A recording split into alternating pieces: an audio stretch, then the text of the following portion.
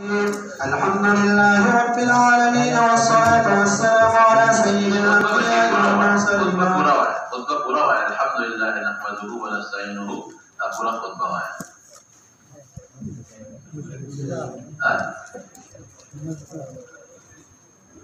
لا الحمد لله نحمده وديات تري هذا بيا مستوى آيات كحال عن زوال قصير جاوان. الحمد لله رب العالمين والصلاة والسلام على سيد الأنبياء والمرسلين وعلى آله وصحبه أجمعين. أما بعد، فإن أصدق الحديث كتاب الله وأحسن الهدي هدي محمد صلى الله عليه وسلم وخير الأمور أوسطها وشر الأمور محدثاتها وكل محدثة بدعة وكل بدعة ضلالة وكل ضلالة في النار. وبالسند المتصل منا إلى شيخنا وسيدنا محمد بن صلى الله تعالى وأكرمكم في الدارين. حدثكم مؤسس الجامعة الحقانية أبو الحق يقول قال حدثنا الشيخ شيخ العرب والعجم حسين أحمد المدني عن فصيلة الشيخ شيخ الهند محمد حسن الدوبني عن الشيخين الجليلين الكريمين عن شيخ العلامة قاسم العلوم والخيرات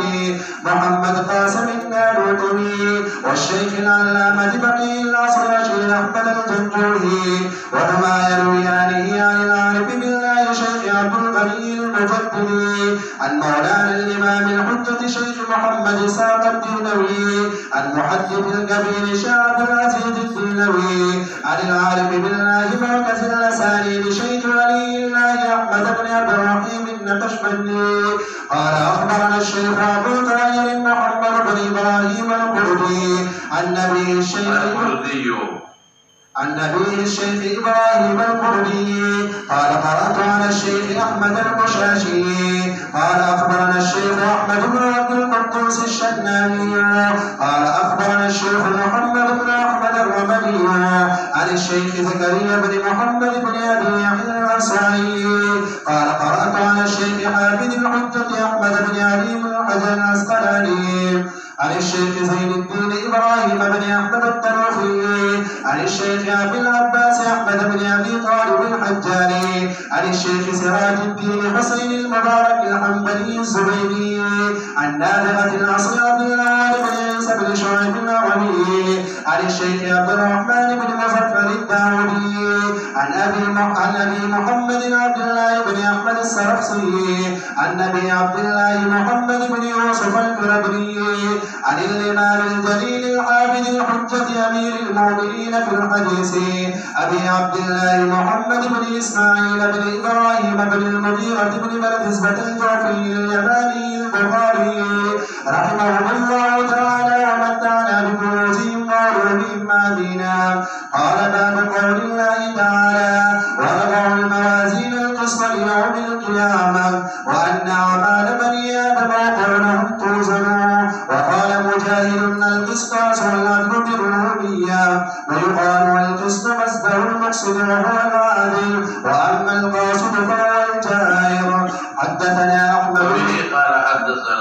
وبه قال حدثنا أحمد بن أشكال قال حدثنا محمد بن فزيل عن عمارة بن القعقاع عن أبي زرعة عن أبي هريرة رضي الله تعالى عنهم أجمعين قال قال النبي صلى الله عليه وسلم كلمتان حبيبتان إلى الرحمن خفيفتان على اللسان ثقيلتان في الميزان سبحان الله وبحمده سبحان الله العظيم. بسم الله الرحمن الرحيم. الحمد لله رب العالمين والصلاة والسلام على سيد الأنبياء والمرسلين وعلى آله وأصحابه أجمعين. ذي باب وذي حديث متعلق سو خبر الترجمة نور كلامنا تفصيل ما بآخر الوضع مجال ساكن وجود يعني كعوام زيادة مدابات علمي خبر بعدين كوي أو دوام ذلك بيا وقت رجعت فليتيري نبلي وجماني لا سرور في الدم كذا جماعة ترتيب بدل كره أدريم كذا غالبا إذا فهم متعلق تفصيل ما كيف صرف حديث غير بدل تبريد نفاق أردت بحديث كي مختصر خبروك وختم بكيوك إن شاء الله ودن ذي باب متعلقة ترجمه الباب توضیح وغیرہ او باقي کې کوم مباحث دي هغه درته راوړم. یو خبره خدا ده چې د دې باب مناسبت سره د کتاب اورد علی الجهمیه او کتاب التوحید سره نمبر 1. دیم د دې باب د مخکې باب سره څه مناسبت؟ باب قراءة الفاجر والمنافق سره. او دریم دا دی دا خود وشو د باب د کتاب سره مناسبت او د مخکې باب سره مناسبت. دې کې یو مبحث بل دی چې هغې ته مونږ وایو او یو به مونږ وروسته ووایو چې د حدیث مناسبت د باب سره څه دی. دا درې خو دلته دي، د حدیث مناسبت د باب سره، د باب مناسبت د کتاب سره او د دې باب د مخکې باب سره مناسبت. دویم یو مبحث دلته مونږ بل بیانوو زمونږ نه او شارحینو ستاسو لیکلي دی چې د هغې نه دې تعبیر کوي په ربط الخاتمة بالفاتحې سره. ربط د خاتمې فاتحې هغې کې څه خبرې ذکر کوي؟ درې پکې ذکر کوي. یو دا ذکر کوي چې د دې اخري باب د لومړي باب سره څه مناسبت دی. لومړی باب باب کیف کان بدء الوحی الی رسول الله صلی الله علیه وسلم او اخري باب باب قول الله عز وجل ونضع الموازین القسط لیوم القیامة. د دې باب د باب لومړي باب سره څه مناسبت دی؟ نمبر 1. دویم دا چې د اخري کتاب د لومړي کتاب سره څه نسبت دی؟ یعنې څه شروع یې وکړه د کتاب الایمان نه او اختتام یې وکړه په کتاب الرد علی الجهمیه. دا ولې دا شو. او دریم دا دی چې د لومړي حدیث او د اخري حدیث په خپل منځ کې څه نسبت دی. لومړي حدیث ته انما الاعمال بالنیات دی او اخري حدیث د وزن او د ثقل د کلماتو د سبحان الله وبحمده. نو د اخري باب لومړي باب سره، د اخري کتاب د لومړي کتاب سره او د اخري حدیث د لومړي حدیث سره، نو د دې نبي تعبیر کوي په ربط الخاتمة بالفاتحه. او دا تعبیر چې دی نه کوو ټیک ده، صحیح دی. عموما په عرف کې ربط هغه ځای کې استعمالیږي عرف کې چې کوم دوه څیزونه یو بل سره اتصال لري. نو دا خو د میانځ کې دوه جلده کتاب میانځ کې راغلی. نو زه خپل یو تعبیر کوم، حسن النظم والترتیب د امام بخاري رحمت الله علیه. حسن النظم والترتیب د امام بخاري رحمت الله علیه چې امام بخاري رحمت الله علیه دا کتاب څومره ښایسته نظم سره او څومره ښکلي ترتیب سره امام بخاري رحمت الله علیه ذکر کړی دی. نو موږ تقریبا ووایو چې د دې کتاب د مخکې سره څه مناسبت دی که ستاسو خیال او دا مو وایي چې د باب د کتاب سره څه مناسبت چې کوم مسایل مې پرېږدي.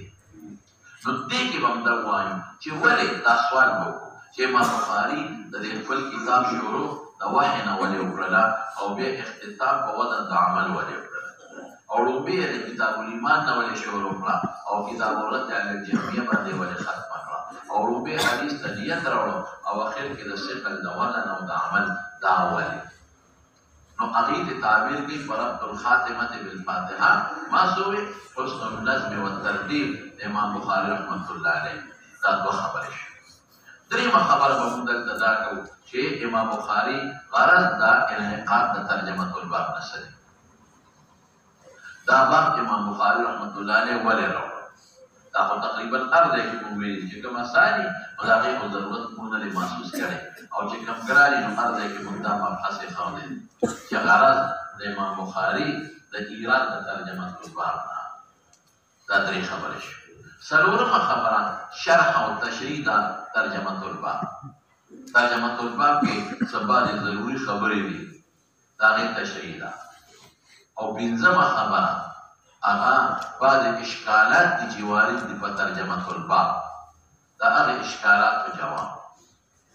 دا پنځمه خبره شوه. بعضې اشکالات دي چې وارد دي په ترجمه الباب باندې وارد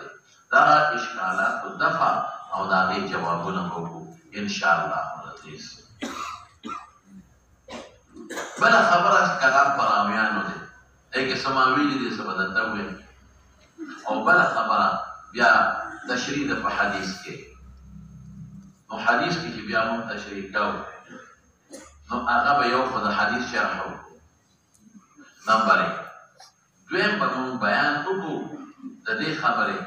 چې امام بخاري په آخر کې دا حدیث ولې په وزن د عمل کې منتخب کړ. حدیث خو ډېر دې په آخر کې ولې منتخب ول په موږ وایو چې په دې حدیث کې یو صرفي نحوي تحقیق دی په پکې وکړو او بل به موږ په آخره کې په حدیث نه مسائل مستنبطه وباسو او بل په حدیث کې اوس اشکالات دي د هغه اشکالاتو جوابونه به ذکر نو دا تقریبا لس مباحث دي څه په حدیث سره تعلق لري څه ترجمه الباب سره دا به راته ذکر کوم لومړی خبرې راځو ادا چې امام بخاري رحمت الله علیه د دې باب د کتاب سره څه تعلق دی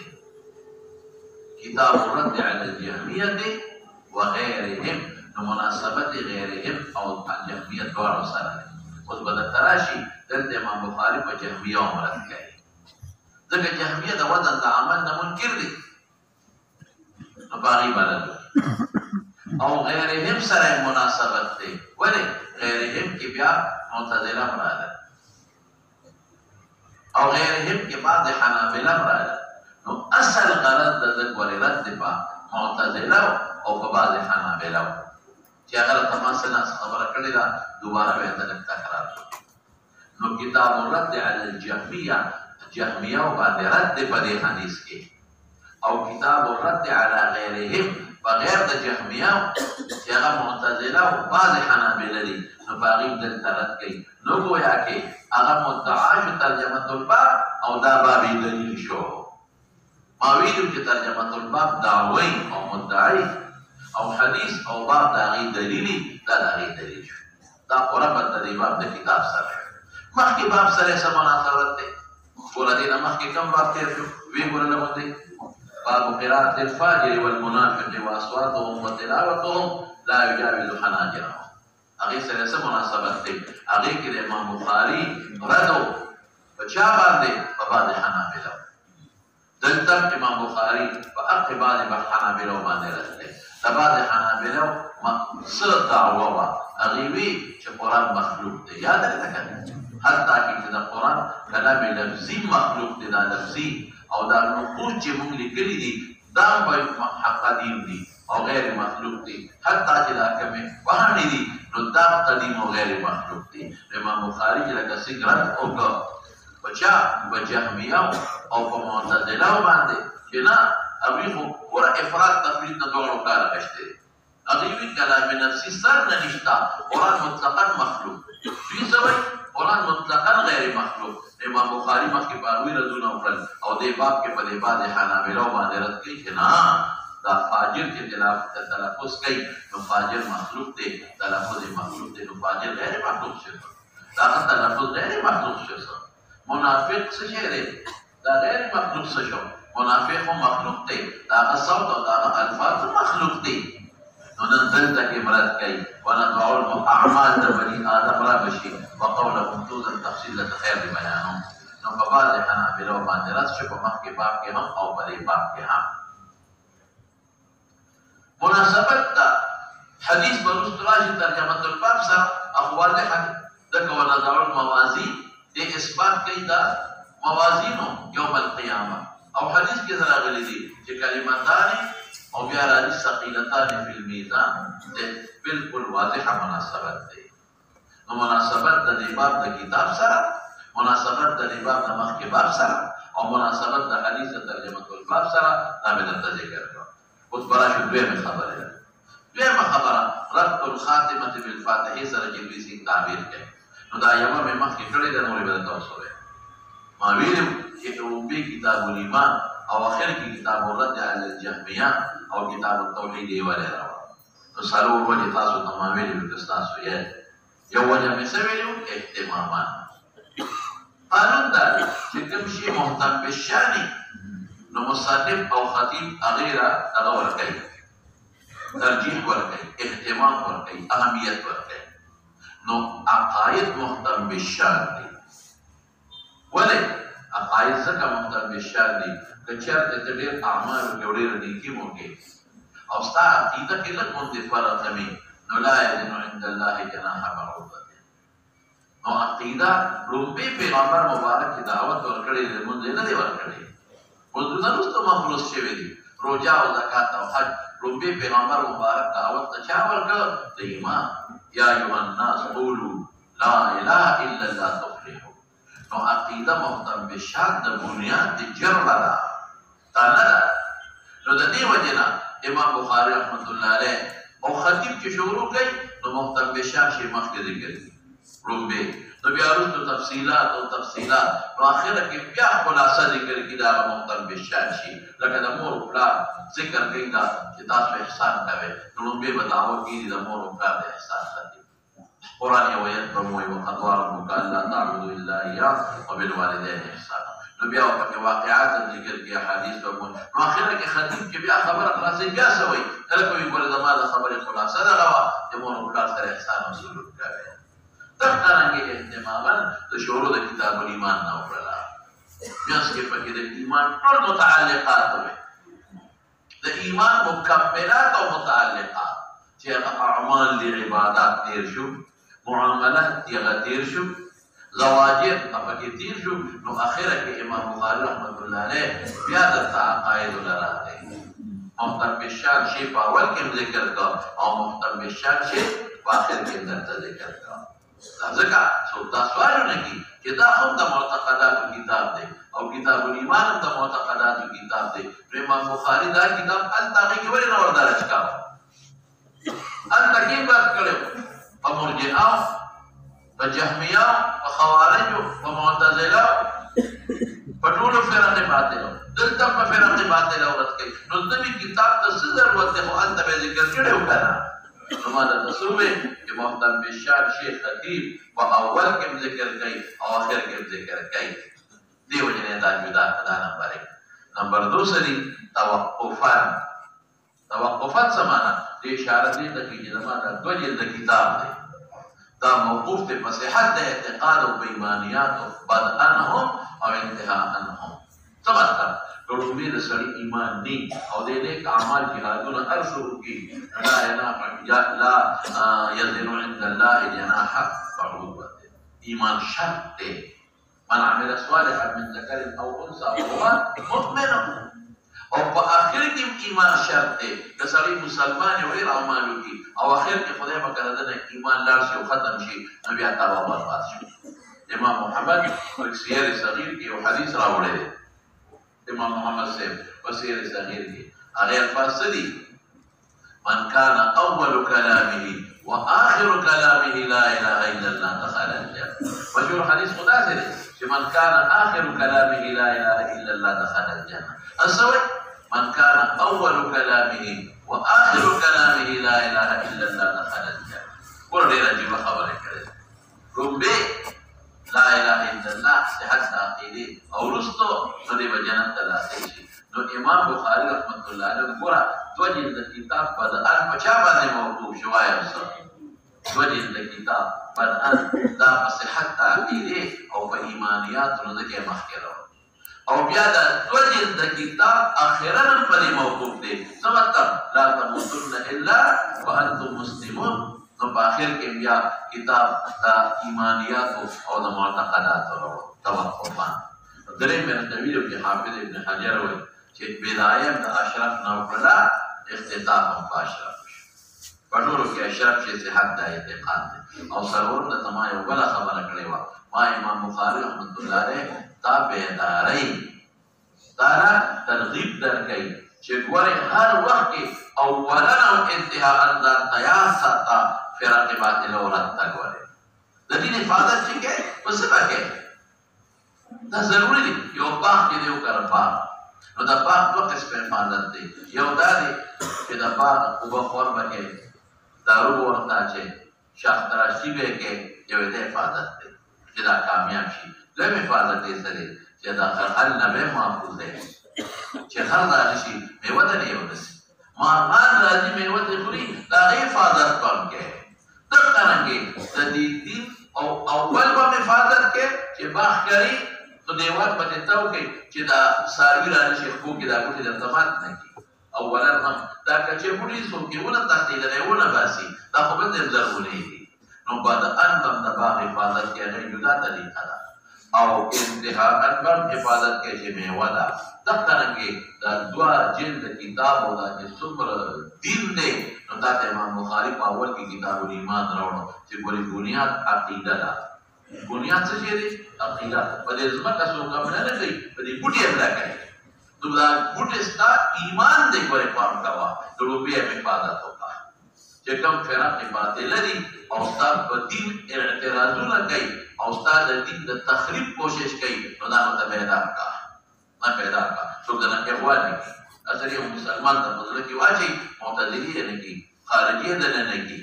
مرجعي دننه نه کوي، جهمي یې درنه نه کوي. د هغوی عقاید زده کړه چې د هغوی څخه خپل شبهات او خپل واهي دلایل وایي چې تا سره جواب وي، عبادت وکړي د دین او د اهل دین. بیا آخره کې بیا درته وایي ځان تیار ساته، اولا هم ځان تیار ساته، شابسې آخره هم اخري ځان ساته چې په دین او په عقیده څوک حمله کوي چې ته بیدار او تیار ورته ناست دی. دا نه چې کوي بس روپۍ د حفاظت وکړو خیر او خلاص، نه، اخره کې بیا کتاب الایمان راوړو، بیا د کوم فرقې باطله چې بعداً اخر کې مانوي کې ازداد ذکر شي استعاري اول او اخر ذکر کړ، یعنی هر وخت تیار ځان ساته رد په فرقې باطلو کې دین د محفوظ پاتې شي. دا څلور وجې شوې. اوس بنا شو لومبی باب د وحی، اخیری باب د وزن د عمل د اولې. مولانا صاحب ترتیب طبعي روحاني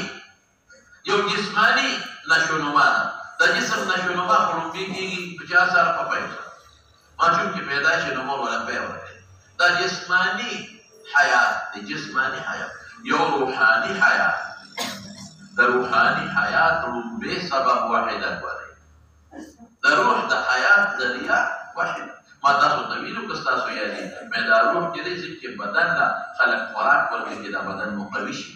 او د بدن ته چې خلک څنګه حفاظت کوي، ماسک اچوه، دا یو حفاظت شو. او دا ګرمۍ نه بچ ساته، دا یو حفاظت شو. یخنۍ نه بچ ساته، دا یو حفاظت شو. د زهرو نه بچ ساته، دا یو حفاظت شو. جامه ور اچوه، دا یو حفاظت شو. نو د بدن چې څنګه د تقویت او د نشونما فکر ته کې او د حفاظت فکر کې، دارنګې د روح د نشونما او د حفاظت فکر باندې کې. د روح نشونما په چا باندې کېږي؟ په عباداتو باندې. عباداتو سره روح مضبوطیږي او د عباداتو ذریعه وحید. ولې عبادت خو په عقل نشي معلومولی، د مونځ او د مونځ کیفیت زکات دین خو ټول په نقل معلومیږي. صرف یو څیز دی چې هغه په عقل به معلومیږي، چې هغه وجود د باري تعالی او توحید د باري تعالی، او باقي خو ټول په نقل معلومیږي. نو نشونما د روح په چا باندې راځي؟ ووایه په وحی باندې. یا به د دې روح حفاظت کې د ګناهونو نه. دا روح د ګناه داسې ده لکه زهر چې بنده خوري، د ګرمۍ یخنۍ نه چې څنګه حفاظت کې، دغه رنګې به د دې روح حفاظت کې د ګناهونو نه. نو ګوره څه مې وویل، طبعي د روح نشونما، د روح تربیت، د دې بنیاد په چا شو؟ په وحی شو. او د دې منتها په چا باندې شوه؟ وزن د عمل. وزن د عمل بیا دې منتها شوه. ولې؟ ځکه چې دا وزن د عمل وشي، بس ټوله خبره خلاصه شوه. فایده وزن د عمل ده، بیا یا جنت دی او یا دوزخ دی، یا به جنت ته ځي یا به دوزخ ته ځي. نو روحاني طبعي د روح نشونما تعلق چا سره دی؟ وایا د وحی سره دی. او فایده کوم ځای ښکاره کېږي؟ د دې هر څه وزن د عمل. نو ځکه اخر کې وزن د عمل ده. یو دویمه وجه مې هم درته ووایم، دا چې د دې دوه جلدو کتابو دارالمدار په وحی دی. دا خو نقلي دی، او د نقلیاتو دارالمدار په وحی دی. ما په اول کې درته ویل چې دا دوه جلده کتاب په دې به اله د اعتماد کوم چې مستند وحی دی. که مستند وحی دی نه یبدا سپو دا خو د انګریزي کتابونه دي د دنیا ګران قیمتي کتابونه په بازار کې پراته دي، خو چونکې د هغې تعلق د وحی سره نه دی، موږ پې څه کوو؟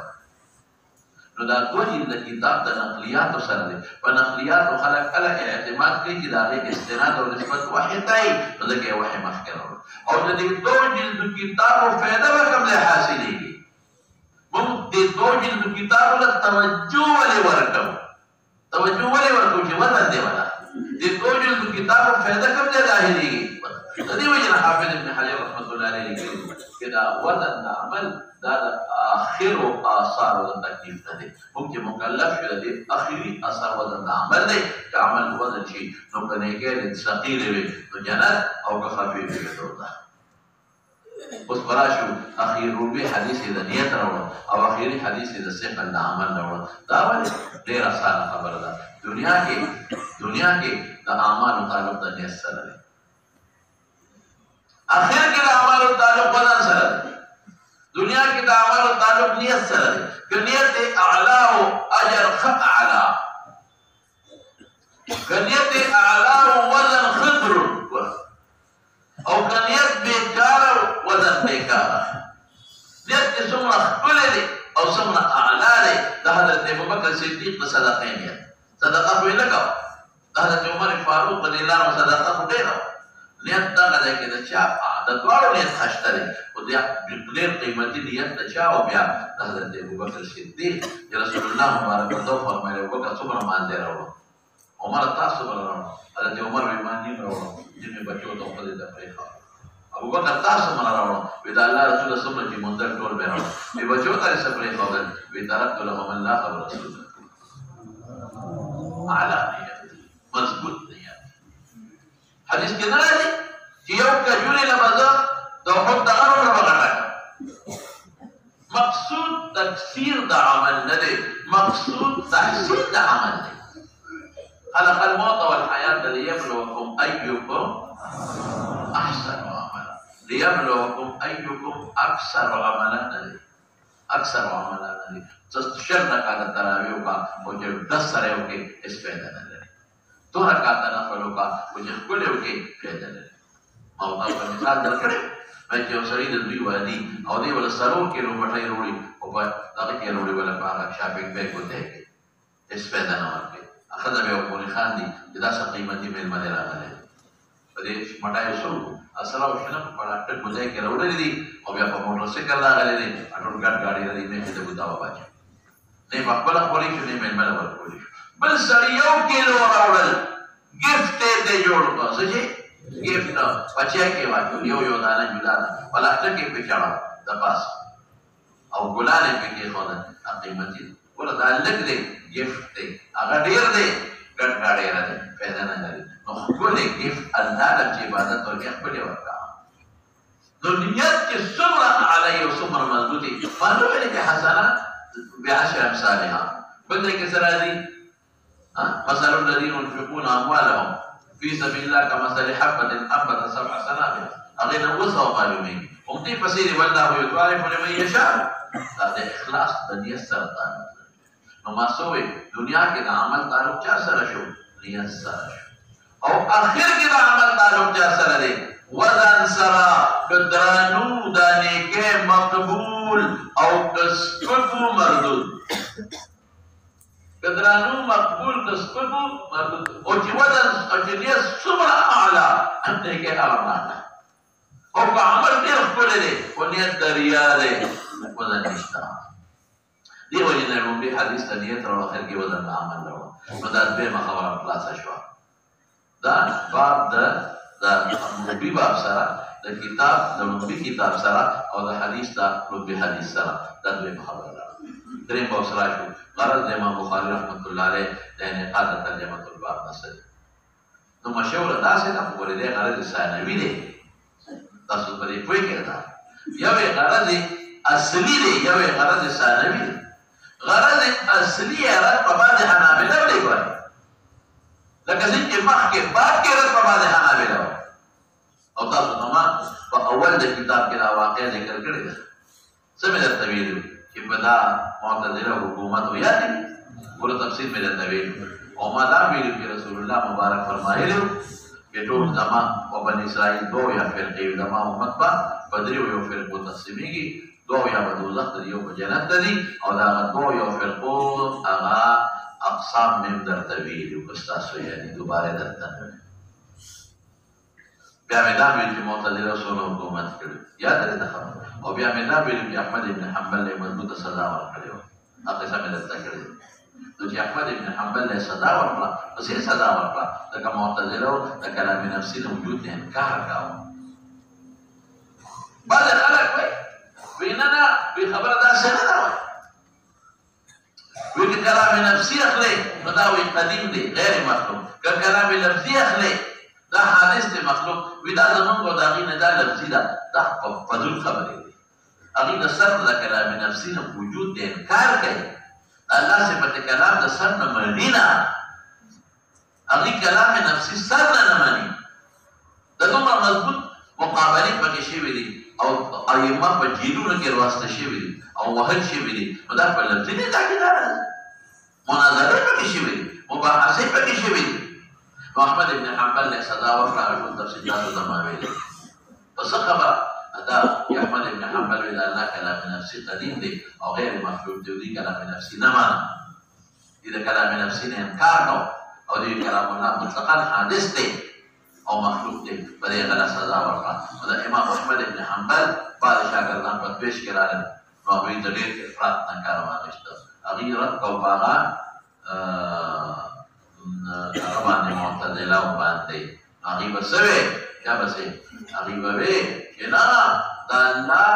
کلام غیر مخلوق دی کلام نفسي یې څه کوي چې لفظي غیر مخلوق دی د نفسي او د لفظي فرقونه مې درته ویل حتی کې چې جبریل په تلفظ کې هغه غیر مخلوق دی حتی کې جبریل په تلفظ کې دا غیر مخلوق دی حتی کې چې دا کوم کوش دی په کاغذونو کې لیکل شوی دا غیر مخلوق دی حتی کې دا کوم کاغذونو کې لیکل غیر څومره غلطه خبره ده نو امام بخاری رحمت الله علیه په دې فرقه راځي ګورې تاسو غلط دی دا چې نه کلام لفظي دا نقشونه دا پاڼې دا موږ چې قرائت کوو دا مقروء چې موږ یې لولو دا ټول حادث او مخلوق دی نو نن په هغې رد کې څنګه وایي بین ادوار الموازین القسط لیوم القیامه موږ به د قیامت پر ورځ انصاف والا تلې لګو نو په دې تله کې به څه تلې لیکېږي اعمال یاد دي که نه نو بعضې عمل زما تلفظ د قرآن هم دی که نو د قرآن دا تلفظ دا چې کوم عمل دی دا به تلې لیکېږي نو وزن په حادث مخلوق کې کېږي په غیر مخلوق او په قدیم کې نه کېږي اصل غرض دا مخکې سره مناسبت یې راغی قرات الفاجر والمنافق دا هغې کې څه غرض رد په بعض حنابله کو دلته رد په بعض حنابله کوي چې د قرآن دا تلاوت زما عمل دی او زما د اعمال په وزن کېږي نو وزن په قدیم غیر مخلوق کې نه کېږي وزن په حادث مخلوق کې کېږي لہذا ممکن تلفظ کو ممکن قرائت کو زموږ دا څومره اعمال دي دا ټول حادث دي زه حادث یم زما عمل حادث شو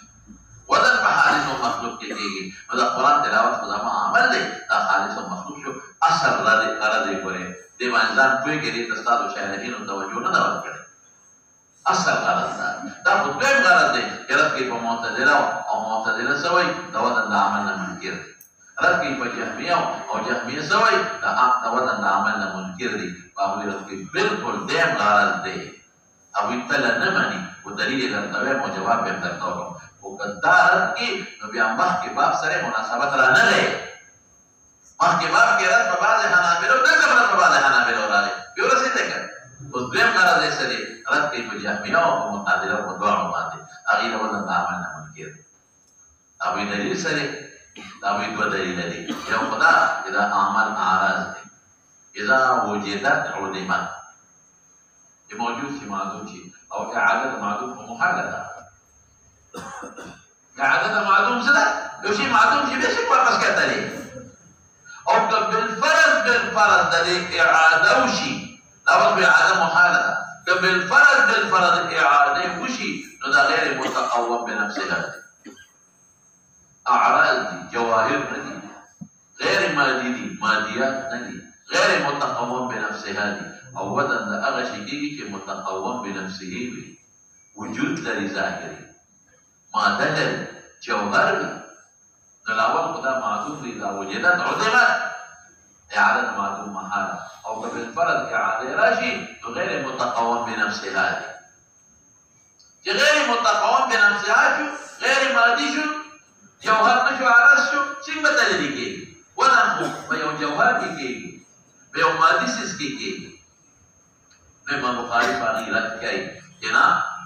تلشته وزن به کېږي دویم دلیل د هغوی سره دویم وایي چې په وزن کې فایده څه ده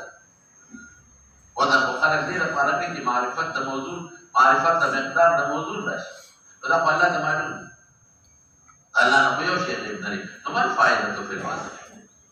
امام بخاری پاغي باندې رد کوي ونضع الموازين القسط يوم القيامه او دوباره خشترت ور باندې کوي ډېر باندې دا چې الله وایي چې وزن وکړو ونضع الموازين القسط يوم القيامه دې به او رسول الله مبارک حدیث کې فرمایي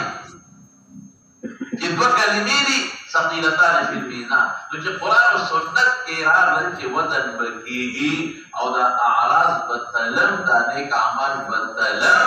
او قران کې وایي اما من ثقلت موازينه فهو في عيشة راضية واما من خفت موازينه فأمه هاوية وما أدراك ما هي نو دا قران دا نصر دا حدیث مقابله کې د معتزلي یا د جهميان نه خلاص كل جواب مزيدا عقلی نه کوي نقلي جواب کوي کتاب تعارف د نقلیات سره ده مولانا صاحب ځان کوي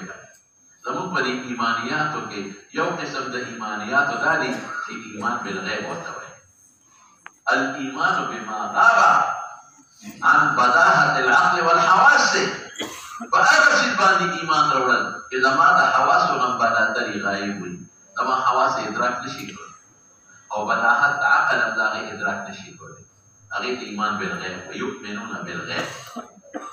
لکه د فرشتو وجود او زما عقل نه مانی کوم کیفیات چې نصوصو کې د فرشتو متعلق راغلي دي هغه زما د عقل نه بالاتر دي خوشالي وي معنی ته به معنا ولې جبريل عليه السلام چې قران راغلی دا عرض څومره فاصله ده نو قبل ان يرتد اليها مخ طرف دسترګ نه رسیږي هلته دې یا عذاب قبر عقل خدا وي چې خور ولري دا به څنګه عذاب یا د جنت د خوشاله یا د دوزخ د تکلیفات دا کوم دي عقل نه خدا باندې اثر وکړي نو عقل وترسينا دا باندې وایي خلاف العقل دي عقل وترسينا وشاري ويشتا سبحانه دې کې څه غلط دی ولې شاري الله په دې قادر نو چې ارسلي د عقل لاندې کړي په بخانه باندې ارشي به داسې پیدا کړی وي لکه دې چې د ګورم ولې رات ته ګورم د نو سپیکر ته ګورم ولې دې وجود ته ګورم دا څه به دا مغیبات د متظاهر کړو نو تبع ایمان سان شي ولې الله ته په دې قادر نو څه قادر وي لیکن داسې ونکړل ولې بیا ودما اعتماد په عقل چې کوم شی په عقل لا دراته ونه او چې عقل نه باندې ما باندې مانه لیکن حکمت دا چې ستا په الله او رسول کې اعتماد شته او کني شته سمته ستا عقل وته درسي والله او رسول وشتا اوس به پته ولګي چې الله او رسول منه کنه منه نو بعضی سيزونه قصدن پټ کړی دی الله پاک زما د عقل نه ما ورا کړی عقل مخالف نه دی ور یو شی د عقل مخالف نه دی ور په دې تاسو پوي کوم د عقل مخالف نشته د شریعت واضع الله دی عقل خالق څوک دی الله د الله په مخلوق کې چې عقل الله د شریعت د عمل ذریعہ ګرځولې ده او عقل الله د شریعت د مسائل د استعمال ذریعہ ګرځولې ده ځکه مخالفت راشي اګه وبې راشي الله نه کوي نه راځي نه په الله باندې خدای راځي اذن بالله الله اروح کې هر شی د الله په علم کې د الله په کارونو کې ټکراو مخالف نه دي کومه شي چې د عقل رسیږي نه عقل نه مراد نو دا اصلا الله کړی دي د پاره چې ګوري چې ستاسو اعتماد په عقل او په اشاره عقل نه عبادت کوي او اشاره وي الله او رسول وشتا نو د دې کې فائدہ ده حکمت ده چې الله زما په اعتماد دې ته وشته ما عقل نه رسیدي معنا نو ایمان بالغیب نو دا څنګه زمارونو دا مسله چې د وته د عمل ده دا هغه مسله ده چې زما د عقل نه باندې وشاري وشتا زيمانا تقولي سيدنا وإن لكم في الأنعام لعبرة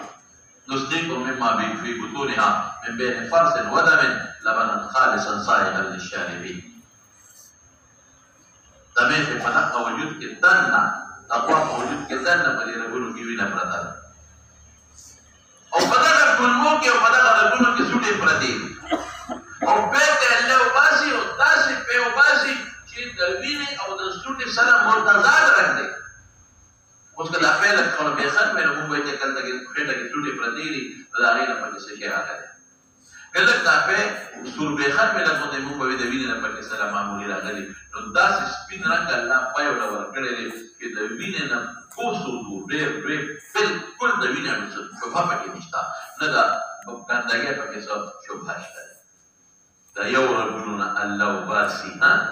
یو رګونه په یو فرق کې دا کنه د خټکې کې د پایو کې دا نو په پایو کې د خټکې غوي راځي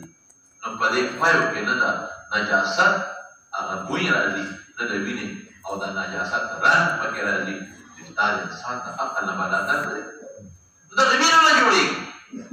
دا یو ماشوم د مور په ګډه کې پروت دی په اوبو کې پروت دی اوبو کې مخصوص اوبدي د نسخه کې دا سپېمې نه باندې دا د وجود نه خرابېږي مور ګډه کې دې نه همیاشتې پروت دی ساده خبره او په کوم انداز الله د مور د ګډې نه دی راوویسته دا کنه دی نو دومره لوی وجود د مور نه راوځي په اسانه الله پاک دا سیستم برابر کې باندې راوباسي او چې باندې راوباسي به یقین کېږي او ګرمي کېږي د مور په ګډه کې هغه ټمپریچر مخصوص وته رب العالمین په خپله پوره کوي دا نه چې ګنې وړی دی نو اصل دا ماشوم د ګرمۍ نه د مور ګډه کې مړ دی چې مور نه به خولې وي کې ماشوم ته به خپل ټمپریچر پوره کوي ژمی دی دا نه جوړېږي دا خېټه ولا نو اور ته ونیسه هسې نه خېټه یخه شي ماشوم درنه مړ دی دا هغه چې مخصوص کوم ټمپریچر دی مخصوص اوړي کې به هم رسېږي ژمي کې به هم رسېږي الله رحمت وبس ورکوي الله پاک دا ټول عقل نه بعید څیزونه دي عقل نه بالاتر څیزونه دي او رب العالمین هغه پیدا کړي دي موږ ته نمونې ښودلي دي باندې نو دا څرنګې وزن د عمل نه قیامت پر ورځ به الله کوي دا زموږ غیر مادي او دا اعراض به ټول تللی کېږي امام بخاري وایي بس الله او رسول ویلي دي په دې ایمان بالغیب دی زه منم د ستا عقلي خبرو نه هېڅ اعتبار خلاص او مولانا صاحب دې کې نور وجوهات دې زمانه کې د سر نه سوال نشته دی دې زمانه کې غیر مادي څیزونه دلیل کېږي تاسو په شریعت آیت کې ویلي چې میزان څه ته الميزان ما يعرف به مقادير الاشياء الميزان ما يعرف به مقادير الاشياء اذا شيء مقدار بمعلومه نن سبا انسان داسې حالات ایجاد کړل چې د غیر مادي اشیاء مقدار بمعلومه کې لکه ترمامیټر دی خو لکه کېږي حرارت غیر مادي شی دی متقوم بنفسه هنا دی متقوم بنفسها جوهر هنا دی او په ترمامیټر د هغې مقدار معلومه کې 102 ته 101 ته وصل ته ګرمي یقینا دومره ګرمي ده دومره یقینا هوا ته لیدل کېږي دومره هوایي جاز چې بار اوچت دی بلندي دا بلندي په یو عرض دی جاز د اعلان کوي چې دومره په اوچت کې دومره تېز روان زلزله ته لیدل کېږي نن سبا انسان داسې آلات ایجاد کړل چې غیر مادي څیزونو مقدار معلومېږي نو چې انسان داسې آلات ایجاد کړل نو رب العالمین سره به داسې یو آله دي چې زموږ د نیکي او بدي ورباندې معلومه خدا مولانا الزامی رد تحقیقی نه دی کړی دا صرف الزامی دی چې څوک کوئی اعراض نه دلیل کېږي او څوک کوئی غیر مادي څیزونه نه دلیل کېږي دا یو الزامی رد شو وزن مراد مقدار معلومول دی هغه مقدار څه الله سره وی راسېده چې زموږ د نیکۍ او د ګناه مقدار ورباندې معلوم دا تحقیقي جواب دی تو جواب شو امام بخاري کوي دا درې جواب سره بعض حضرات اشخاص پر دلیل کېږي څه دلیل کېږي اشخاص انسانان بدلیل کی ایمان دا حضرت ابو هريره رضی اللہ تعالی عنہ یو حدیث ہے انه لا يقطع بالرجل السمين دا دلیل نسی انه لا يقطع بالرجل السمين یو سړی بلا وستلی شي ډیر سورو پای لا يزن عند الله جناح بعوضة لا يزن عند الله جناح بعوضة واقرأوا إن شئتم فلا نقيم لهم يوم القيامة وزنا واقرأوا إن شئتم فلا نقيم له يوم القيامة وزنا وزن سر تروالي بيني إنه لا يقطع بالرجل السمين وفي رواية الرجل العزيم الوهمي لا يزن عند الله جناح بعوضة لا يزن صد لك بواجه وزن من سبق بي واقرأوا إن شئتم فلا نقيم لهم يوم القيامة وزنا او بمستد احمد کی اور حدیث دی مولانا سے عبداللہ ابن مسعود دے مسند احمد دے حوالہ میں دربا یو سلیو دیر ناری پیریم دے یو اولی نے مسواک را پریکم او هوا لگی دلا دے هوا بدا سلی دا سلا خورا رکھا دے دا هوا صحابہ کو حد دے رسول اللہ مبارک تقوصو فمما تضحکون سکور خان دے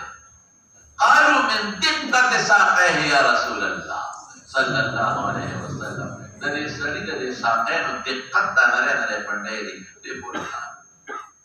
قال رسول الله صلى الله عليه وسلم والذي نفسي بيده لهما أثقل في الميزان من أحد دو پڑھے تلل کی میزان کے دا احد ندرنی لهما أثقل يوم القيامة بيت بكين لهما أثقل في الميزان يوم القيامة لهما أثقل في الميزان يوم القيامة من أحد دے دعا حدیثنا دا ابو هريره حدیث بخاری کری ویلے او دا ابن مسعود حدیث مستند احمد کری اغیر معلومے گی کہ اشخاص بدلی نہیں کی خیر اخلاص صلی جوہر مادی لیکن مولانا سے تا جواب کمزور شاہ انور شاہ کشمیری رحمت اللہ علیہ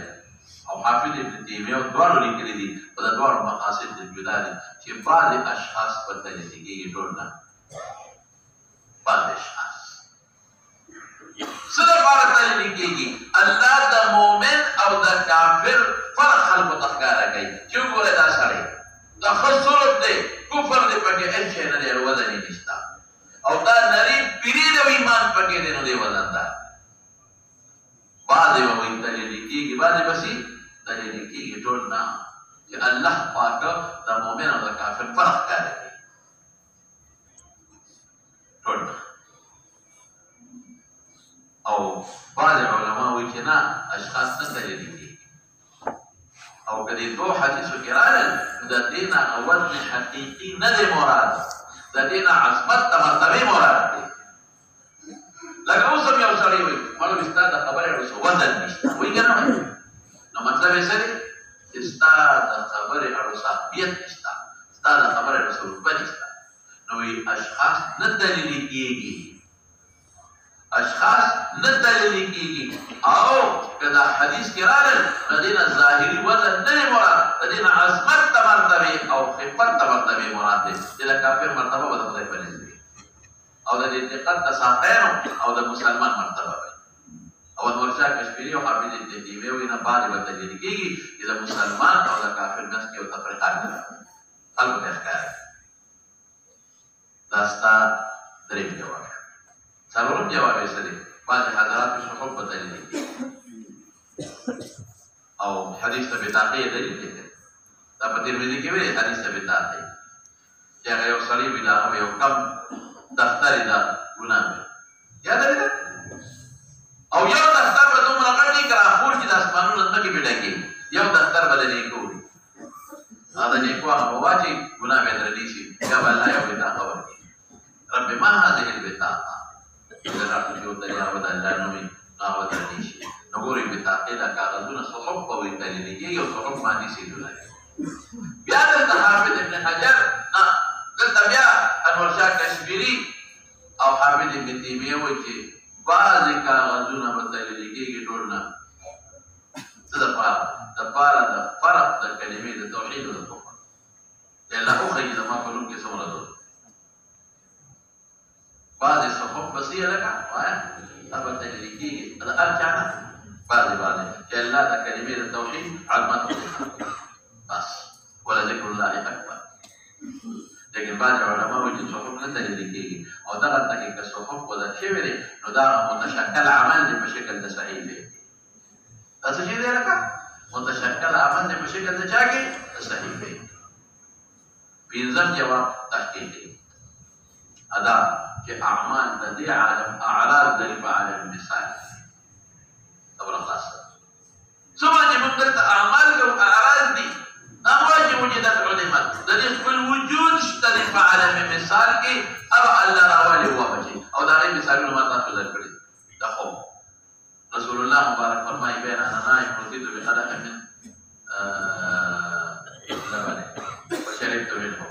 वादे तो फर्ज उमर इब्न खत्ताब قال وما قبلته يا رسول الله قال لا علم مثال بخوف के पपाई को दे शेरे तने जानते मेरा पयो मिसाल जाना मैं التقالي يجوز जो मिसाल में يا دين ما خلق رضوا عليه وما ما خلق في شو او حضرت عمر يريد يجور قميصه تتابع له وسط دين عرض دي شكل بخوف के قميص या कुरान शरीफ के ना यूसुफ अलैहिस्सलाम को वाक़े कि इन्नी अरा सबअ बक़रात सिमान याकुलुन सब'un हिजाब व सब'u सुंबुलात खुदर व खराया बिसा ताहजे व तखौदा शुनु व बशकल करा उजवहु और द टपो वागान बशकल के फरसाली अरज दे अगर शुनु व सबो होगा انا جيني انت بين وجودي لا دايو مثال या मदीने न वबाला अगर पक्कम शक्ल रसूलुल्लाह मुबारक पूरी जला या तोरे बबर सरे सरे तो दा मिसाल जो उस्ताद पारा नजीर जो उस्ताद पारा दाना जी अंत बेला शिकरू अंत के अल्लाह ता पता जे कब शक्ल वही ओ वजदु मामिलु हाफिर ओ वजदु मामिलु हाफिर अंत शिकरू नदी तो दा दी जहान के सुबह अगराज दी आलम मिसाल के वजूद लरी मुतनफकारी ए तो जदा दुआ के रसूल बोल सके كان رسول الله صلى الله عليه وسلم إذا رفع يديه في الدعاء لم يحطهما حتى يمسح بهما وجهه للملك بشمائل على صلى أجل تك من دعاء واري وجود لري خدنينا अगर इसका इलाज किया परिवर्तन को मत करा या नंदम के चेतम और चुप के हुजूर पाक न फसला फतेरा अब बना रिवायत की जिन फसा हुआ रसूलुल्लाह अब की वजह दम वजूद लरी हुमाता नखकारी अगर वजूद पर मसाबातों की वर्तन शरीर हकीकत की मरद देते मेरे पास नो आराम दरी आलम में मिसाल की अजसाद दरी अब खुदे पाक दा तहकीकी जवाब बिल्कुल और हाफिज इब्न हजर रहमतुल्लाह अलैह फतहुल बारी की लिखी सवाई अजमा अहलु सुन्नत वल जमाअत अला ईमान बिल मीज़ान दारे बात أجمع أهل السنة والجماعة على الإيمان بالميزان وأن الأعمال توزن أجمع أهل السنة والجماعة على الإيمان بالميزان وأن الأعمال توزن وأن الميزان حق وله كفتان دوجه أبريدي ولسان غشير جلاس لسكي وله كفتان ولسان يميل بالحسنات فنكو باندي ما يكي خلافا للمعتزلة خلاف ثابت المعتزلة ولا فأنكروا ظاهر القرآن والأحاديث ويقولون هو عبارة عن العدل إذا نفترض على العدل عبارة طبعا هذا الميزان tapi itu jawab syafiri jawab tahqiqi ya amal dari alam al-ta'arad dari wujud dari awallah dari jawab wajib ho beda Imam Bukhari rahmatullah alaih kedua orang itu jawab deh as-sunnah ba'd hanabila ila Quran ma ya amal ni nuzul hadis kama amal hadis atau dah Quran amal betul ki ke wadan hadis atau maksud ki atau dua berat syuk mu'tazilah atau jamiah ibidah वजन में बिके और द्वेम दलील दलीसो बेफायदा पर कैसे अल्लाह ता मालूम थी माशाअल्लाह तो सहाबा का फायदा पर कैसे अल्लाह ता मालूम थी मा ता ऊपर वजन मालूम दे और वे ता मा चे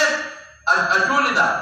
मा ता वजन मालूम नहीं मा किलो गुदे बेली करी क्या मा करता है वला से सबब हो जैसे कमा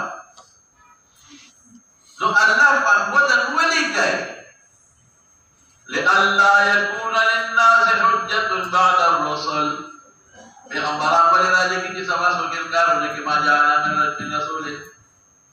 سبا سلطان ہونے کے اللہ مصر مزیادی وشی زمانے کیا پڑے رہے وہ تحتالی مخامہ خب کہ حجت اور اظہار عدل دباری دانا سو خبری میں ہم یہ اظہار عدل دباری دانا راشی راولی ظهور دا عدل اور یودا کہ بخلق حجت پاری میں سلطان ہونے زمانے کی زیادہ غلامی نبر دا فائدہ شفاوت ہے نو دا عرض چوک پدے ترجمہ الباب کے چا باندے وایا وبعد حنابلہ اصلی غلط ادارے او با معتزلہ جهميه باندې چې هغه د وزن ممکن او ما خو تاسو ته ویلو چې اصل کې د هغه خبره د هغه بنیاد په څو خبرو باندې یو الجهل بمقاصد الشرع یادي یو اتباع الهوى او یو جهل بمقاصد الشرع دی او یو تحسين الظن بالعقل دا رمضان تاریخ په دې درسونو دا کله چې کوم شی بالاتر دی نو خراب دي دا غیر انکار امام بخاری ورته راځي دا او غرض په امام بخاری عمل ته بیان کړ اوس مولانا سے مخکې شو نو باب قول الله عز وجل ونضع الموازين القسط يوم القيامه اوس براشو بل خبره سوا شرح د ترجمه الباب هم بکیلو الموازين نضعوا صيغه جمع ولرا الله مفرد یا تقدیما لشانه تبارک وتعالى کله یو معظم شخصیت وي نو دا غنه په جمع تعبیر دي د کتاب دی باندې کته څنګه او دا تاسو څنګه السلام علیک او السلام علیکم فرق لري کنه تقدیما لشانه تبارک وتعالى او یادا الله تعالی ټول عمل د فرشتو په ذریعہ باندې کوي نو واسع امر خالق الله دی عمل باندې فرشتي کوي نو ځکه دلته کې صيغه د جمع راو ونضع الموازين القسط وبكيل الموازين تلولا الله پاک نو یا تقدیما لشانه تبارک وتعالى او یا فرشتو په ذریعہ دا کار کوي هغه متعدد دي نو ځکه لفظ نضعوا استعمال موازين څه شی دي یا جمع د موجود ده لکه مجاهید د مجهول جمع موزونات انصاف والا دا بکیلو کوم دی بکیلو نو که مراد ته موازین او موزونات شو نو تقدیر په کې وایي ونضع الموازين في الميزان ونضع بکیلو الموازين موزونات په اعتبار د ما يكون وزن نقيب الموزونات على اعمال چې هغه وزن کیږي او انصاف والا موزونات پي دا قصه په د موازین د خبرات او انصاف والا وي دا سه موضوع بدل او کې د دې کړي دا سه موضوع بدل او کې د دې کړي نو نضعوا في الميزان خير بلکو نضعوا في الميزان او في الميزان کې په کوم نه لګو موازین په قرینه شو ده الله دا سه نضعوا الاعمال يوم القيامه يوم الميزان معلوم شوی نو د موازین د میزان په اړه او یا د موازین جمع د میزان کا لکه مساوی د مصباح مجاهید د مجهول هغه به مدا مساوی د مصباح جمع نو میوزان نو اصل کې وزن ماخوذ دی میوزان نو ورته مخکې کسره وا نو په یې بدل شو میزان دی نو په دې سوال باندې ان دا هم بکیلو الموازین نو دا تنه په یو دا جمع ولا راځي بعض حضرات وایي چې ډېر دي دا یو مرجوح قول هغه امت فلا تلل امتونه ډېر دي او بعض حضرات وینا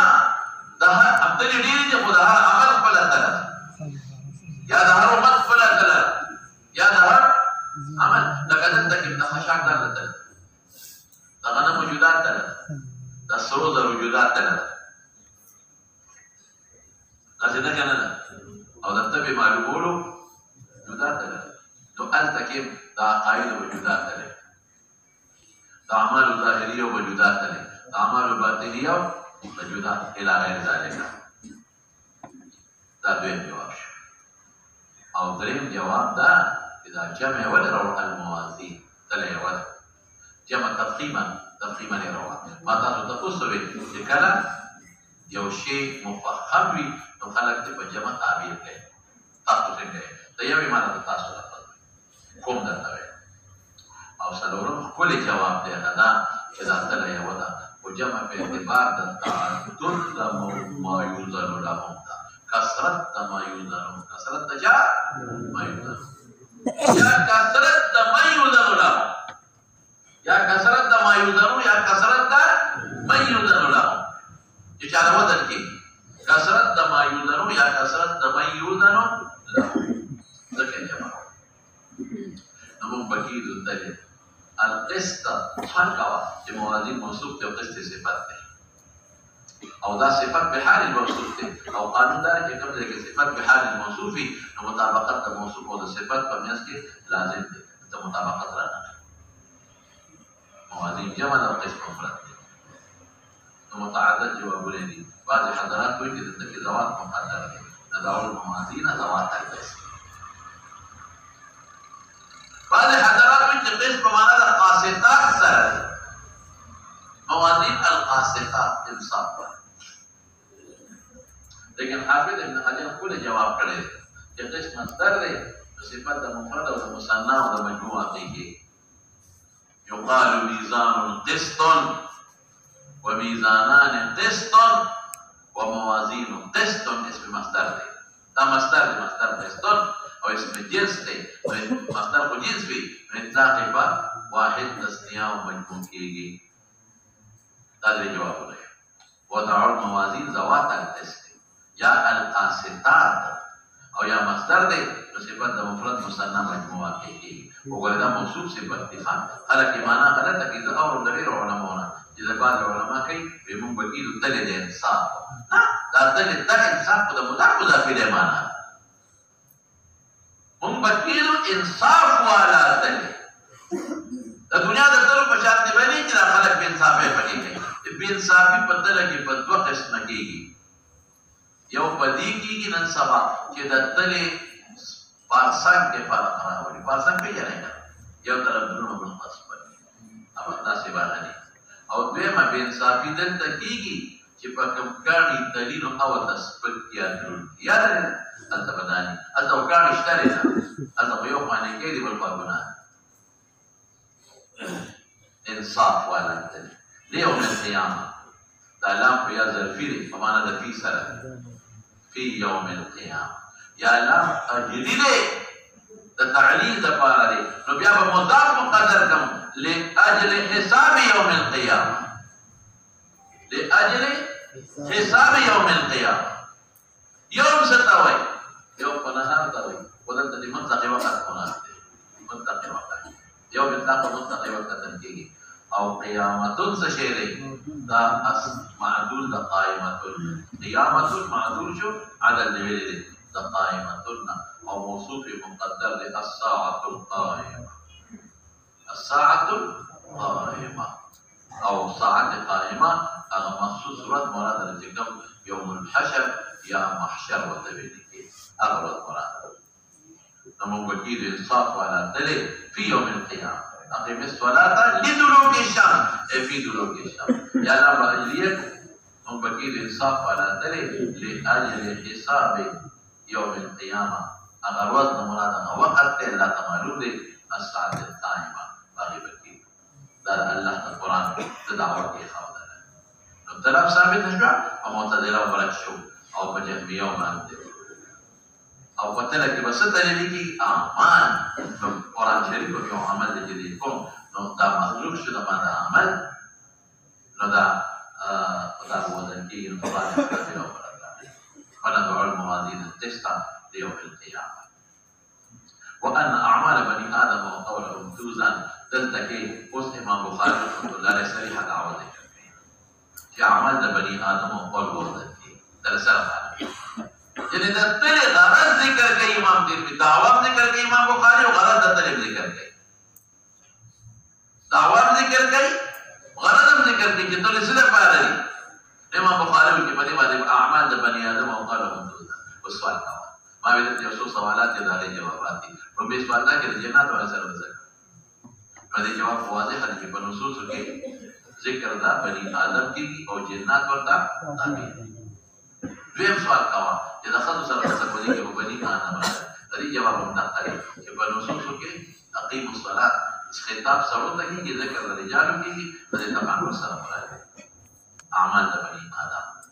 وقولهم دریم سوال کاوه چې اعمال جمع او قول مفرد دا څه پکارو چې اعمال بني آدم او اقوال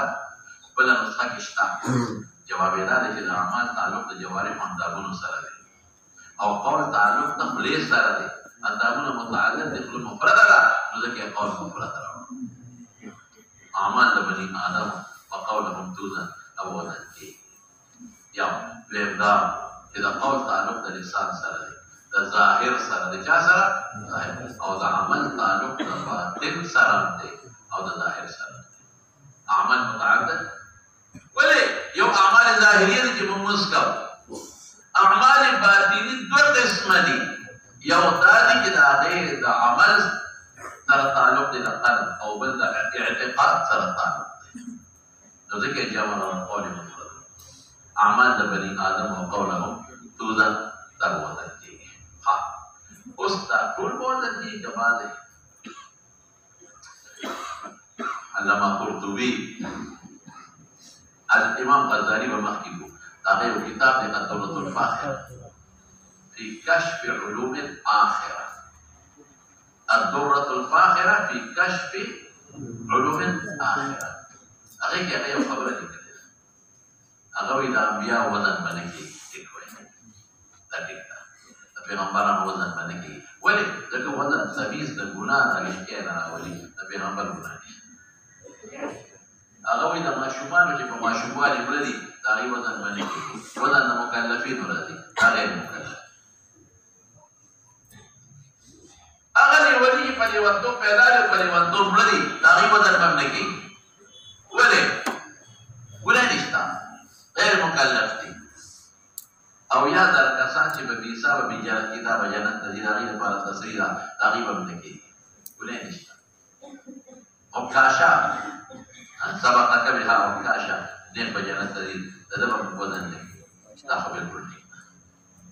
لیکن هغه یو ټکي لیکلی دی هغه وایي د کافرانو وزن ورنه کېږي دا عمل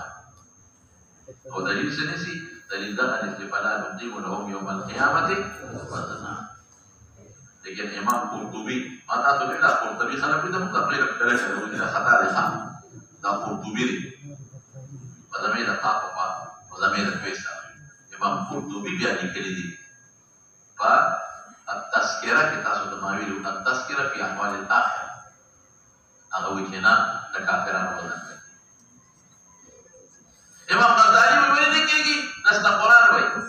ولا نقیم لهم یوم القیامة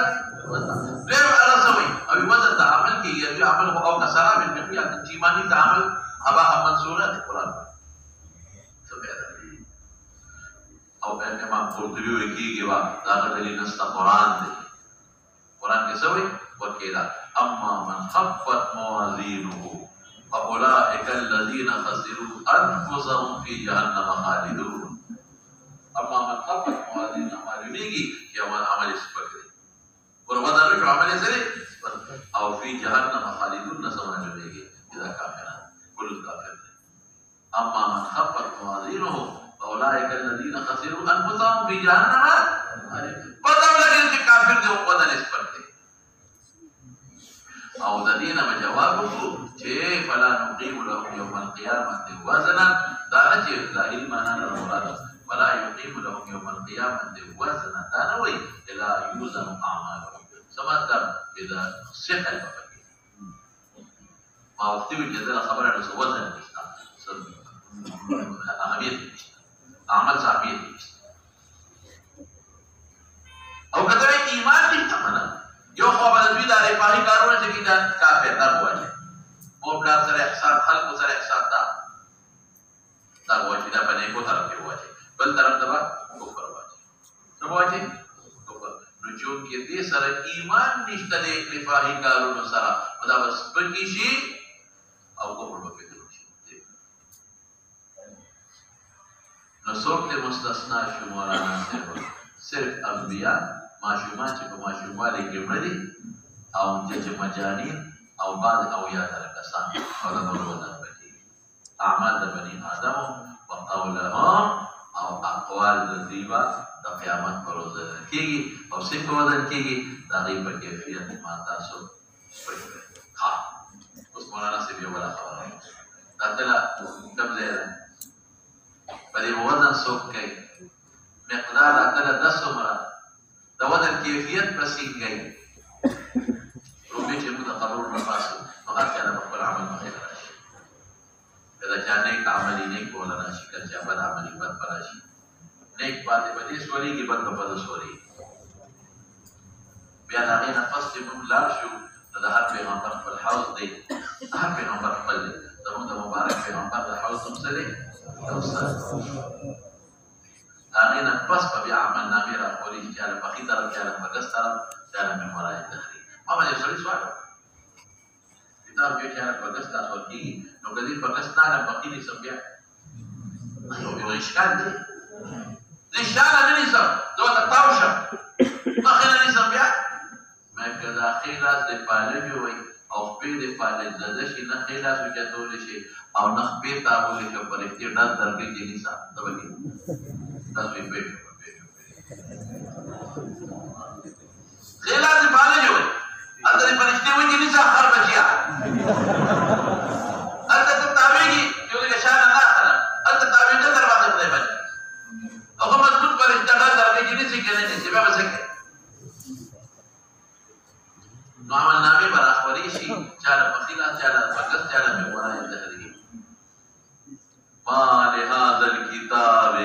لا يغادر صغيرة ولا كبيرة إلا أحصاها إذا عمل نامې ته خپل نیکي ووینې دا نیکي ته ووینې ولې که په کوم نه شکی چې دا ما نه ده کړې چې خبره مخکې شي تلل به رستوي تلل لاول خلک شي وخت کې رستو تللي اول خلق شي وخت کی وګوره د نیکی سي اعتراض پښتا د همانه راکړي د نیکی اليوم نختم على افواههم وتكلمنا ايديهم وتشهد ارجلهم بما كانوا يكسبون اغه په حاضر کې چې دا اول په سمو قیر کې کلام کړی د نیکی په کړی یا ګناه په کړی دا ما کړی په دوه څه وکړه کیس پتا ولې مقدار معلوم دی نه کو د ګناه لیکن په مقدار فیصله نه کوي او ځان کوي ولې په مقدار نه کوي ما تاسو ته وی فاضل وخت کې کی وړه دا ولا نه لري فاضل وخت کې ګناه وړه دا شابه وزن یې سره فیصله په مقدار نه کوي فیصله په چا باندې کوي او ځان باندې کوي نو بیا بدل شي وزن پکې وزن چې کېږي تل کم لیدا ادا کړه تل پول ته مخامخ تاسو چې پولیس راځي او پول په دوزخ د پاسه پروت دی او دا تل پول ته مخامخ ولا د عرش سوري لاندې ده د الله د عرش لاندې وزن بسو کوي وزن به الله کې بخبل به الله واسع تل الله دی ونضع الموازين نخبل مدار او الله وي مونږ به وزن کوو مونږ به کوو الله وي او جبريل عليه السلام بصاحب الميزان دا حضرت حذيفه روایت سے مرفوع حضرت حذيفه رضي الله عنه روایت دی مرفوع ابو صاحب الميزان د تلې د تبه نیولې دا سه او لسان الميزان د بګوري د تلې رنده باندې او آدم علیہ السلام باندې مولانا سے موجم صغیر کی روایت تیرا ابو ہریرہ حوالہ درکو اللہ و تواز کیا آدم قم مدرکا یا آدم قم مدرکا جعلتک حکما بین ذریتک ما دخل اولاد پرمیانس کے در انصاف دار مقرر کرے قم عند المیزان رفیقی بلا سے تکا سب چی جنت تروان دی و سب چی دوزخ تروان آدم علیہ السلام او کم پیغمبر سره امت سره چې حساب کتاب کېږي هغه پیغمبر هم ولاړ او ملک الموت بام ولاړي مولانا صاحب په بهقي کې د انس روایت دی مرفوع حواله مې درکړه بهقي کې د انس روایت دی مرفوع چې ملک الموت ولاړ کرام الکاتبین بام ولاړي دا ټول روایت تطبیق کړه ملک الموت والارض کے سوالوں کی جماعت میں ماں کیسے ایسے نا یہ اللہ جواب کرام الکاتبین والارض کے سو کے اعتراض ہونے کی یہ اللہ جواب جبریل والارض والے قانون اگر اڑے تو قانون اعتراض ہونے کی جدا خبر پہ کم دینا اللہ موت میں پیغمبر والارض سو کے اعتراض ہونے کی ما جاءنا من نبی ما جاءنا من نذیر جواب اور بھی سب بچانا شروع کی رسول اللہ مبارک تلا سمرا دخل جابری بخا لو کے فتح جابری بباقی تلا سمرا نو داود علیہ السلام اللہ رسول اللہ وی اللہ ما تلا تک پایا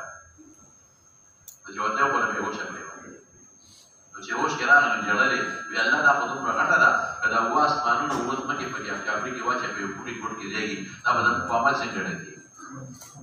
الله فرمایل اے داوود په لوړ په یو کې جوړه کړې سړي او بیا په چې ګورې نه څنګه ښه او ته ګورې ما ویني دي نه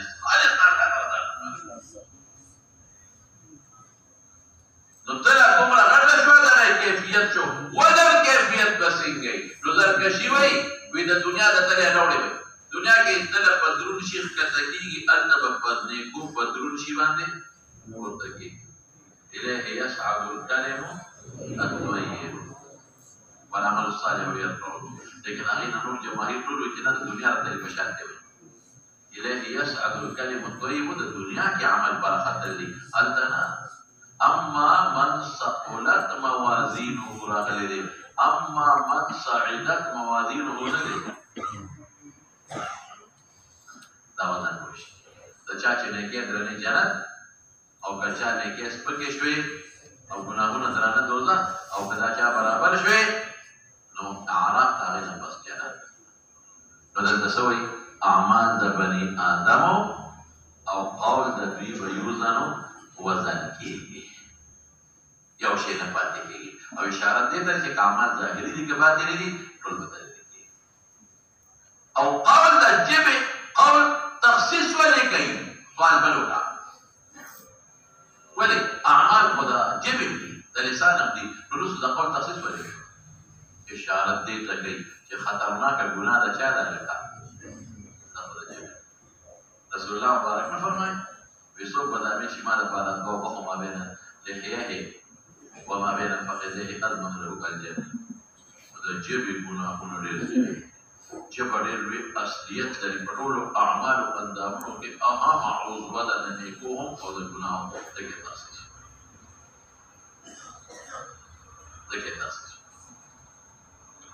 بیا وقال مجاهد القسطاس العدل بالروميه د امام بخاری رحمت الله علیه دا ابدال ما تاسو ته ویلو کې دي یو غریب په بل غریب باندې شرح کوي متقصا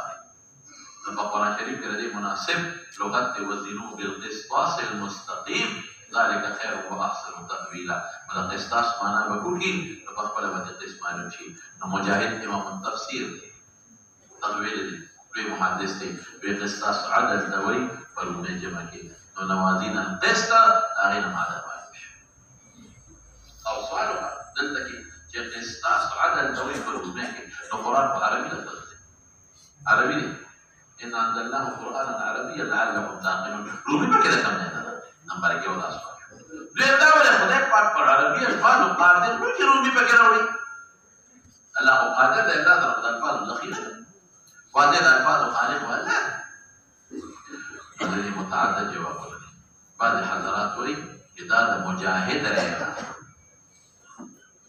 دا مجاهد دا سره پیغمبر مبارک قول نه دی دا لفظ دا قسطاس دا ترادف دا لغاتو نه دی دا تنور پښتو کې مو ته وایي بعضې لفظ دی چې په مختلفو لغاتو کې هغه استعمالېږي پښتو کې مو ته تنور وایي عربی کې مو اردو کې مو فارسی کې یا صابون عربی کې مو اردو کې مو پښتو کې مو فارسی کې مو نو قسطاس رومي کې دی عربی کې دی دا راځي دا هغه کې به بیا دی کې یو جواب دویم جواب دا چې دا رومي شو بالکل به معنا نه نو معرب شوی خاصیت د لغت عربي ورسره ملحق دی چې هغه دا معرب شو عربي او یا دریم دا چې کدا رومي دی نو که یو سړی پښتو کې تقریر وکړي او دوه درې ټکي د عربي استعمال کړي نو خلک دا نه وایي چې په عربي کې تقریر وکړي دوه درې ټکي د انګریزي استعمال کړي څوک دا نه وایي چې په انګریزي کې تقریر وکړي نو په یو ټکي دوه د عجمیت قرآن د عربیت نه بل جواب دا چې اسلوب د عربیت عربیت دا چې اسلوب عربي لیکن د سوالو کې ولې خدای سره عربي نو کې دی راوړل نو یو جواب خو دا وکړي چې ترادف نه دی لیکن په ښکلي جواب درته وکړم دا چې قرآن نازل دی په محاوره عربیه عربي محاوره او عربي محاوره کې قسطاس ډیر زیات مستعمل په عدل کې قسطاس مستعمل په عدل کې نو په دې وجه رب العالمین د اخذ لفظ لحاظ او ساده دي په فساد کوي چې دوی کوم الفاظ استعمالي کې او د استعمال چې آیات بینات شي یسرنا للذکر شي او بل یو خپل جواب درکړم قرآن معجز دی الله اشاره ورکړي بعض عجمي وروړي الله اشاره ورکړي چې قرآن معجز دی عربي ډېره قیمتي ژبه ده او که یو عجمي لفظ هم قرآن کې راغی نو هغه بیا معجز شو چې دا الله په کلام کې راغی ويقال القسط مصدر المقصد فبدل دي سؤال كي القسط مصدر المقصد المقصد هو اسم فاعل ثلاثي مزيد فيه هذا مصدر هو اقساط ده قسط المصدر ده ثلاثي مجرد ده بعض الحضارات توجد القسط اقساط مراد بحسب الزوايد فدي مراد دي الاقساط مصدر المقصد ولا اقساط من الزوايد هذا كل القسم فهم جواب دا دلته کې مضاف الیه مقدر دی القسط مصدر المقصد القسط مصدر المقصد دا مقصد مصدر اقساط او دا اقساط بیا قسط او دا بل طرف خپل طرف نه کول جواب دلته دا مصدر نه مصطلح مصدر نه مرسل به ماخذ مراد سری ماخذ نو ماخذ مقصد او دا یقصدو او دا مقصدون دا ټولو اصل ماخذ څه دی قسط او دی وایي چې مقصد څه ته وایي عادل ته وایي قرآن شریف کې الله فرمایي اما ان الله يحب المقسطين وهو العادل او قاسط کړي فهو الجاهل ظالم ته وایي قرآن شریف کې الله فرمایي اما القاسطون فكانوا لجهنم یعنی د امام بخاري غرض څه دی هغوی که دا باب افعال راوړي نو په معنا د انصاف دی او که مجرد راوړي نو په معنا د ظلم د فرق او که مجرد ول استعمال مصدر مغه قسط مصدر وما قسط مصدر او که مجرد ول استعمال په معنا د ظلم او که مزید ول استعمال په معنا د انصاف دی ټول علماء دا سينوي استاسو کې ما تاسو د ویډیو کې کتاب او تفسیر کې مونږ بیا درې لا ګډه دا ماخذ کتاب د تفسیر د ابو بکر یاد او په ټولو تفاسیر کمزور دي دوی ته په یو قالو سره تصویر مو کوي یو قالو تبلیغ سیغه ده ته مضبوطه خبره نه یو قالو دا یو قالو علماء وی اصل کې دا یو سوال فاز دی یو قسط یو قصد یو قسط یو قسطان دی دیکھیں فرق قسط انصاف ته وایي په ضمیر په کسر د قاف سره که باب مجردي که مزیدي باب کې فرق نشته قسط انصاف ته وایي که باب مجردي که دا قاصد دا قسط نواقص انصاف ته وایي کله فرق په مصادر ورغلي عدل يعدل عدلا انصاف ته وایي عدل يعدل عدولا اعراض ته وایي او طبعا دلته که مصدر قسط وي نو انصاف شو او که مصدر قصد وي په فتحې د قاف نو ظلم شو نو دا قاصد چې قرآن ظالم ذکر کړی دا قصد نه ماخوذ دی او محسن چې په یحب المقسطین د چا نه ماخوذ دی قسط نه یو قسط بحري او قسط شیرین د دارون یو قسطان دی قسطان د دې سارو د خان په سر کې ونه لکه په یو بیماری وسره لري هغه ته قسطان ویل دا قسط او قسط کې فرق حجاج بن یوسف چې کله سعید بن جبیر ونیو د ظلم وسره کړ غریب دې په ظلم باندې سعید بن جبیر له تاسو نو بلما وطن څخه سعید بن جبیر وتوی انت القاصد العالم حجاج ته چاوي صفات دې دلو کوي په صفات راځم نه تبع په اما القاصد لفظ وي قرآن شریف کې الله فرمایي اما القاسطون فكانوا لجهنم حطبا ظالمين او عادل راتوي عادل معنا مشرک قرآن شریف کې الله فرمایي اما الذين كفروا بربهم يعدلون نو میرا ظالم او میرا مشرک مخکره وبه تدعو ترجمه الباب شرح من الترجمه او چې کوم اعتراضات په ترجمه الباب کې داغي جوابونه وکړه اوس بلا شراویان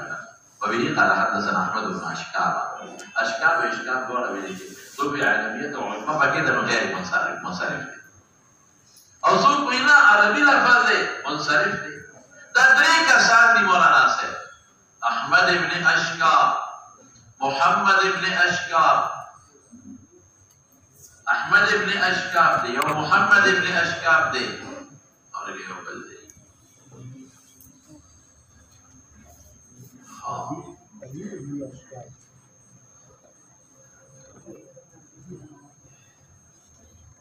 درې کسان دي، محمد ابن اشکاب، احمد ابن اشکاب او دا درې واړه ظاهر کې خدا معلومیږي لکه چې دا رونه یې کنه،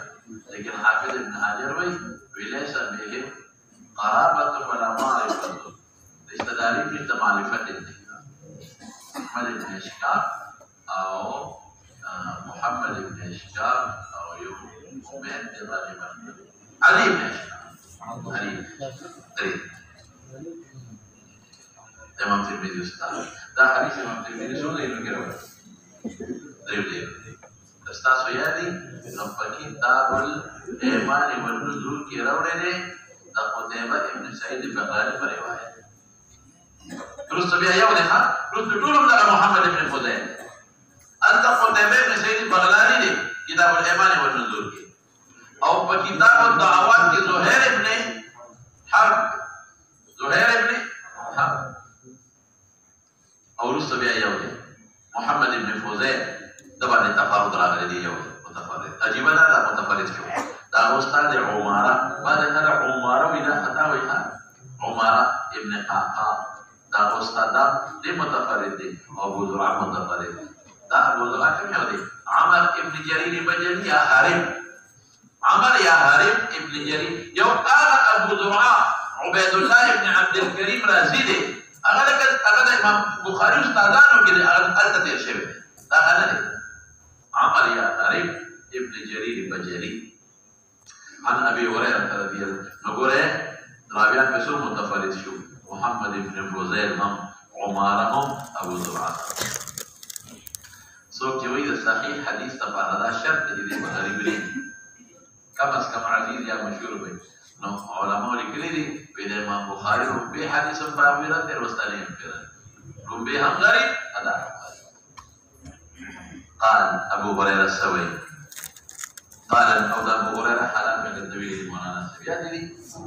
قال النبي صلى الله عليه وسلم كلمتان حبيبتان إلى الرحمن. هذا ألفاظ الحديث شرحها إن شاء الله بآخر المقال. كلمتان حبيبتان إلى الرحمن خفيفتان على اللسان ثقيلتان في الميزان سبحان الله وبحمده سبحان الله العظيم. آخر يوم الدموع سبحان الله وبحمده سبحان الله العظيم سبحان الله وبحمده سبحان الله العظيم. وصلى الله تعالى على سيدنا مولانا محمد وآله وصحبه أجمعين. وصلى الله على النبي الكريم وعلى آله وأصحابه وأتباعه إلى يوم الدين.